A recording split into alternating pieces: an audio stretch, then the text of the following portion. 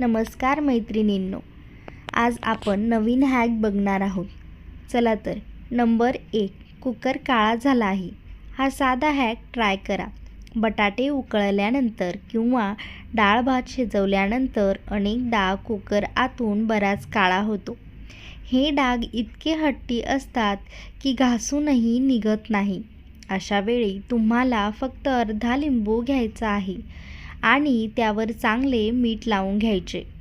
हे मिश्रण जळलेल्या काळ्या कुट्ट डागांवर नीट रगडा आणि 10 मिनिटे तसेच राहू द्या. त्यानंतर कुकर पुन्हा एकदा डिशवॉश लिक्विड किंवा साबणाने घासून स्वच्छ धुवून घ्या. यामुळे जळका प्रेशर कुकर अगदी नव्यासारखा स्वच्छ होऊन चमकू लागतो. नंबर 2, तव्यावर जळका काळपटपणा थर साचला आहे. तव्यावर पोळ्या भाजल्यानंतर काही वेळातच त्यावर जळलेला काळपटपणा जमा होऊ लागतो.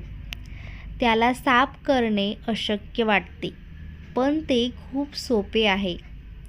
तुम्हाला फक्त एक कांदा अर्धा कापून घ्यायचा आहे आणि तो तव्यावर चांगल्या प्रकारे रगडायचा आहे. थोडा वेळ तसेच राहू द्या आणि नंतर स्क्रबरच्या मदतीने धुवून घ्या. तवा एकदम स्वच्छ होईल. नंबर 3, जळलेली कढई किंवा भांडी अशी करा साफ. कढई किंवा एखादे भांडे जळल्यामुळे काळे झाले असेल तर ते घासूनही लवकर स्वच्छ होत नाही. अशा वेळी स्वयंपाकघरातील बेकिंग सोडा फायदेशीर ठरू शकतो. जळकी कढई किंवा भांड्यात पाणी घेऊन ते चांगले गरम करा. त्यानंतर त्यात 1 चमचा बेकिंग सोडा टाकून काही वेळ तसेच ठेवा. यामुळे जळलेला काळपटपणा जास्त मेहनत न घेता सहज निघून जाईल. 30 ते 15 मिनिटांनंतर भांडं साबण किंवा लिक्विड डिशवॉश लावून स्वच्छ धुवून घ्या. नंबर 4, फ्रीजची दुर्गंधी कशी दूर करावी. फ्रीजमध्ये अनेक प्रकारचे पदार्थ ठेवलेले असतात. त्यामुळे फ्रीजमध्ये दुर्गंधी येणे साहजिक आहे. म्हणून आठवड्यातून एकदा फ्रीजची स्वच्छता करणे गरजेचे असते. यासाठी जास्त कष्ट करण्याची गरज नाही. फक्त व्हाईट व्हिनेगर थोड्या पाण्यात मिक्स करून घ्या. या मिश्रणाने फ्रीज नीट पुसून घ्या. यामुळे फ्रीजमधील दुर्गंधी लगेच दूर होईल. नंबर 5, चाकूची धार कमी झाली आहे.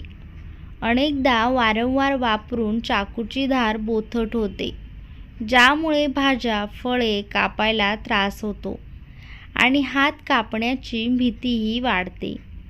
अशा वेळी घरात अगदी सहज उपलब्ध असलेला एखादा जुना कप किंवा कॉफी मग घ्या आणि त्याच्या उलट्या म्हणजेच पृष्ठभागावर चाकू घासा. चाकू पुन्हा धारदार होईल. जर तुम्हाला ही व्हिडिओ आवडली असेल तर व्हिडिओला लाईक करा, कमेंट करा आणि जास्तीत जास्त शेअर करा. अशाच नवनवीन व्हिडिओ पाहण्यासाठी, किचन टिप्स पाहण्यासाठी आणि उपयोगी माहितीसाठी आपलं स्वयंपाकघर या चॅनेलला नक्की सबस्क्राईब करा आणि असाच सपोर्ट नेहमी करत राहा. थँक्यू. धन्यवाद. खुश रहा.